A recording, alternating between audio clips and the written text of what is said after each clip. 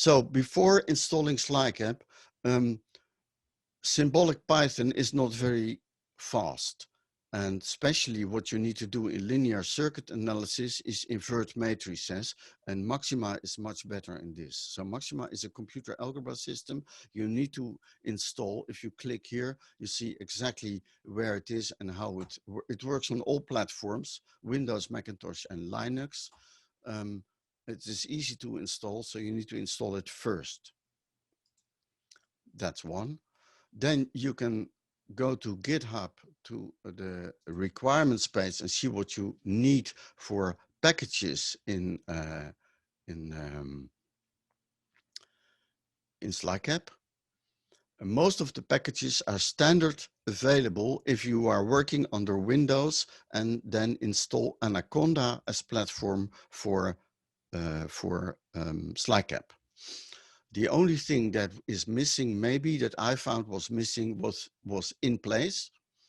But also for that, we have a solution, because it tells you here that in place, if you use Anaconda, how you can install this package in place. Conda install. I hope if you're using Anaconda that you are familiar with installing Anaconda packages. So here you find how you can install this in place. And then basically the only thing you go is you download the zip and you extract it. So here you download the zip and you extract it, and then you are, let me show the Windows version, because most of you are Windows. I'm working under Linux. I hope you, pip is not yet available for SLiCAP. That's a question. It's not yet, but it's just a simple install. Let's say if you download it under Windows, oh, it doesn't get larger, then it will be in your downloads directory. There you completely extract it there, and in your Anaconda prompt you move to this download directory, and here you see where it is for me. Here it is extracted, and then you do nothing else than Python setup.py install -- user, and you get a few questions. First of all, it found out that I have already Maxima installed, so that is perfect. That's what I needed. So I just press enter to leave it there. It found the Maxima path. It's also checking for Ltspice. Ltspice is used as schematic capture tool, because most of you are familiar with it, and it is free. So if it finds it, it's okay. If you install it under Macintosh, please do wine with with the Windows version, because the Mac version is completely different, and you cannot automatically generate from Python a netlist using this Mac version. So I also accept it, and then it is asking for where to put, let's say, libraries and examples, etc., in a path, and you just accept it in your users, in your home directory. It will be the same under Linux, and then it will be installing everything, and you get some messages from the program, and then it is installed. Allow me to go back to my favorite Linux version, because I'm not a Windows user. So I also installed it on the Linux. So in my home directory, it created this SLiCAP, and there you find the help. This is the documentation, the help. I will tell you later. These are some examples, and we are going to do this example today. We're going through this example. Gschem is another schematic capture program for older versions of Linux and for Windows.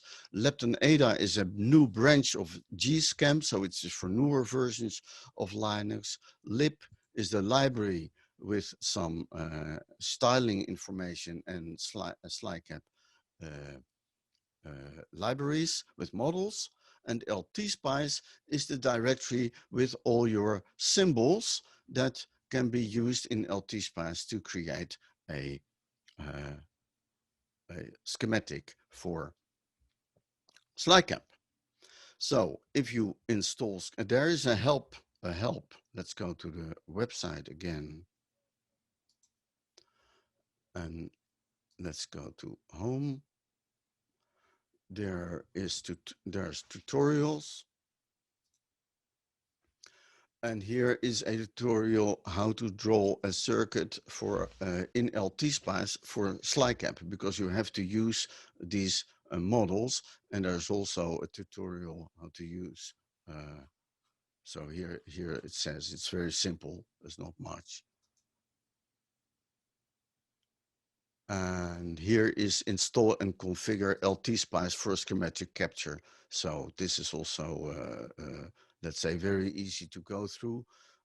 Convert mute to, this is important to do.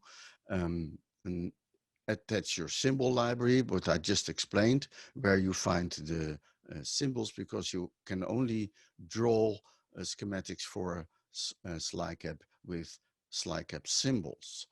It's just, Ltspice is not used as simulator, but just as schematic capture program. That is all. And to make it a little bit more beautiful, you use some other sizes, and then you can draw a circuit like this. And this is my first RC network that we can do with SLiCAP. There are different ways of running SLiCAP, and that is what I want to show you now. So if we go to the examples again, and to my first RC network, basically what you need, I ran it yesterday to check if everything is working. So let's say I don't need a lot of stuff, because that is, if you just install freshly your SLiCAP, you will only have this, and you will not have the figures generated by SLiCAP. So this is what you have. And there are several ways of running it. You see, there's already a Python file. This is a complete example. And if you are familiar with Python, and if you have it installed, under Anaconda, you open an Anaconda terminal. But here I'm in Linux. I just open a terminal, and I can do, since I have Python 2 and Python 3, for me the instruction would be Python 3, and I would my first RC network.py. This is one way of running the program, and you see it is it found no errors in the circuit, and here it generates the plots, and you have to click them away to continue. Of course, this is not the most popular way of working, but you see it works. Of course, you don't know at all what the program is doing, but this is not yet what I'm demonstrating. I'm just demonstrating that it works. Another way, of course, is opening such a file, a Python file, in a IDE, in a Python integrated development environment like Spider, and Spider is standard in under Anaconda. So I also used it here, and here you see the circuit. I will show you later what it exactly does, but here is the whole script with command, and you can just run it here, and then you will have the result in your console window, and there you will see all the plots generated and the analysis done if you print it. So there is, I think there is a variable somewhere called mna.m. I don't know, but I see it here. So maybe it is still available in the program. You see here, it's a matrix, you see, and you can display it all in your console. This is another way of working. And the last way of working is to open, oh, I can immediately do it here. Open in terminal, and then do Jupyter lab. that's the newer version of Jupyter Notebook, and it will start a notebook in this directory. And here you see there was this this Jupyter Notebook. Let's make it a little bit larger because I don't know what resolution you have. And that's what you are seeing here. And you can do instruction by instruction in this Jupyter Notebook. I will briefly go through it. I will ask you to do it yourself and to study all the command so that you can do your own exercise. How would this work on Windows? Exactly the same. If you install Anaconda, you just, in your Anaconda thing here, you do Jupyter Lab. If you installed it, and I think it's a standard also in Anaconda. So you see here it opens also the Jupyter Notebook, just as it did under Linux. So everything works the same. And of course, here I didn't start it in the directory, so I have to go to my directory where I installed it, where the examples are. But for the rest, everything works the same under Linux or under Windows. I hope this is clear. Ltspice for Linux, I use it myself under Wine. So I don't know if there's any Ltspice for Linux, but I think it's just you install Wine and then you have the Windows version under Wine. So that is, the whole thing is working on all platforms. So there must be a way to clear all the cells, clear all outputs, and I hope you can read this. First, you import everything from SLiCAP. You always have to make a project first because that imports everything. It sets the paths, creates the HTML main directory. If you don't do a project, it doesn't recognize things later and comes with a lot of, can I use Visual Studio Code? I don't know Visual Studio Code, I'm sorry. So I would say stick to this. This was already quite something.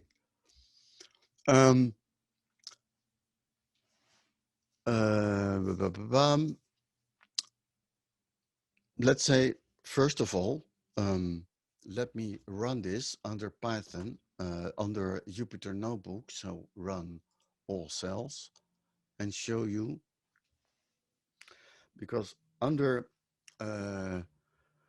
in the Jupyter Notebook, it just puts everything nicely in your notebook if you gave the instructions. Yes, so that is really a very handy way of working. Oh, sorry, working step by step. Working step by step. But what we want you, if you do exercises, is not to send us Jupyter notebooks and that we have to run all these Jupyter notebooks and debug them, etc. No, this file, also this my first RC network, creates, and I will show you later how, creates view reload this HTML directory that you see I deleted it first and now it has been recreated. And here the main page is index.html, and it created a whole website. You see, my first RC network is the name of the circuit, and this is all kind of analysis that I did. I have a page with circuit data. It shows me the schematic. It shows me the elements in my circuits. It shows me parameters that I have defined. I have a page with matrix equations, whatever you want with it. I just put it there to let you get familiar and to put some text in it and a header so that you can make it readable. Please do it also for us. Don't send us a HTML with only plots and graphs and formulas from which we might guess what it may be, because that's not very, so this you should not do. This is just for demonstration that you can make all the plots and you can give them captions. You can give them even labels. poles and zeros, poles and zero analysis. Well, there's not much poles and zeros on this simple RC network. There's only one pole and a DC gain of unity and a pole at 1000 Hertz and a pole zero plot. But of course, we are going to design something. It gives you design equations, and it is all beautifully typeset with MATJAX. So, and even for this example, I made a page with links to all the labels that are created. So let's say this would be an index. So if you want to see let's say I want equation, a design equation for the resistor, that's what I put somewhere. And then you see here, design equation for the resistors, this equation, you immediately jump to it. So if your page would have more text, of course, you will immediately jump to this thing because there will be all anchors on this page to all these expressions. So such a report is found in this HTML directory. So if we ask you to send us a zipped version of your HTML directory, this is what you have to do. You go to your HTML directory and you can compress it. And there's on the Windows, you can do the same. And don't call it html.zip, because then we have 90 files called html.zip, which is not very user-friendly for us. So if it is about an individual exercise, you put there your student number. And if that is about a group exercise, you put there a group name. And then group name, and then you may add it somewhere, but we want to see the student number of the group name in the title of the .zip file. So I could call this my own name, Anton.zip, and then create, and then send it to you, and then let's say reload. Here it is. And in this, you see it's a small archive because it's only HTML and figures in it. Everything is zipped in it that you need. Images, all the pictures generated by the program are copied to this directory. The CSS is complete, so everything looks as if we as we were looking at it just before. So that is, if we are giving you an assignment for SLiCAP, what we would like to see. And of course, it's very helpful to you to create your reports this way. You can put formulas, you can put text, you can put LaTeX in your text. Here you see, I put here LaTeX in my text. So I have a symbolic expression, which is very simple. But you can also put HTML in your text if you want, but maybe not many of you know how to code bare HTML, but if you know, you can do it. You can put complete lists in it or whatever. So maybe in the notebook, I will go through a few things of this program. I would really ask you to study it yourself, because I think I put a lot of text in it to make it clear to you what we mean with this example. So I don't need to do all the expressions and all the stuff. But let's clear it again. Edit, clear all outputs. So if you think in a notebook it is time for putting something in the output, then you let's say everything you want to keep together you put in one block, and then at the end of the block you do Control Enter, and then it executes the thing. And here you see I have a image which is specially made for the Jupyter notebook. This is an instruction list. This creates a new HTML page. That is the HTML I showed you. Here I put a header on it, like circuit diagram. Here I put the image of the network to it. You see, I put a caption with it, a label with it, so I can link to this label later on. So that's what I'll do. And I also want to display it here in my Jupyter notebook. And for this, I have a special instruction image. Here I want to put the netlist on the HTML. So it's simple, it's netlist to HTML. If you also wanted, let's say, if you would do it like this, so if I would put this away and of course, also this, and then do enter. Then you see the HTML code that is put into your HTML file. But this is not very interesting for you, but I did this because if you now use the special Jupyter Notebook instruction HTML with capitals, it displays it, sorry, it displays it also in here. So this instruction is only for Jupyter Notebook. If you would look in my bare Python file, you see here HTML page, head to HTML, image to HTML, just as I did in a notebook, but without this extra HTML to display it in a notebook. So this is the bare Python one. You have it in the example directory, and you have the notebook version also in the oops, where did I put my notebook? Here, in the example directory. So element data to HTML shows you, let's say this is like your netlist, but there can be sub-circuits in it, and you want to see what are all the resulting elements of my circuit. There is everything defined? Do they have a symbolic or a numeric value? You just press your Control Enter and you see here a table. These are the components I have with the ref is the reference designator, the nodes to which it is connected, reference that are used by the element. That is, for example, if you have a mutual inductance, it needs a reference to two inductors, or a coupling factor, I mean. The model that is used, that is for the matrix stamp. Sometimes you have more models for one component. Then the symbolic value, and after recursive substitution, numeric values.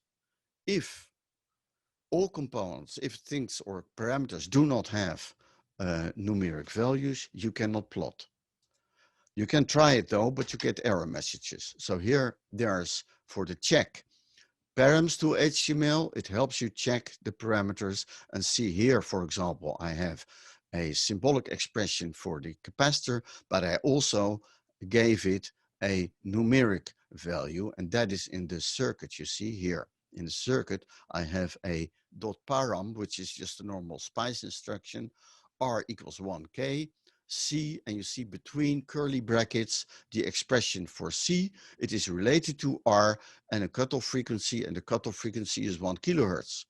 So pi is already known by the system as having a numeric value. So it can calculate C, it can give you a numeric value, and that is clearly shown here. This is the numeric value of the capacitor. So later on, if I do numeric analysis, I can make plots. Please read the instruction. That I can go through this, but I rather go to the end, and because there I typed help with a capital. If you do help with a capital and you do Control Enter in the notebook, it will open the SLiCAP help. And of course, there's lots to improve about this, but basically there's an introduction, a short user guide telling you how you can do various instructions, and of course a complete reference and links to the tutorials, and also the netlist syntax. This is for the ones who really want to know everything about the program. How do we model, what is the model of an operational amplifier, for example. So you go to O, operational amplifier. We have a voltage feedback and a current feedback operational amplifier modeled. And here is the small signal, because it's all linear. So we have small signal models of the operational amplifiers. You see the model name is OV, capitals for voltage feedback op amp, and OC for current feedback op amp. This is the model, the circuit for a voltage feedback op amp. These are the parameters, what they mean. And this is the model for a current feedback operational amplifier. Don't worry if you don't know what is a voltage feedback and a current feedback operational amplifier, because this will all be part of this course.